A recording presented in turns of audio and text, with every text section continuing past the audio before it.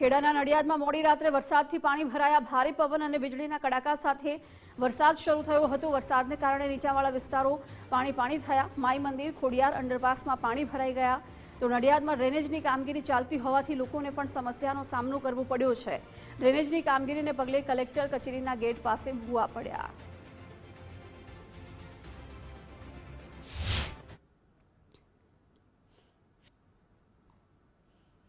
થયું હોય એ અમે સવારે જ બધું સાફ કરાવીને બધી ચોકપીટો ક્લિયર કરાવી દીધી છે અને જે કોઈ રસ્તાના બીજા જે કામ ચાલુ છે ને એના લીધે જે થયું છે એની પણ અમે જાણકારી આપી છે કે લોકોને અવર જવર માટે રસ્તો જેટલો જલ્દી બને એટલો ખુલ્લો થાય એનો અમારો પૂરેપૂરો પ્રયત્ન છે।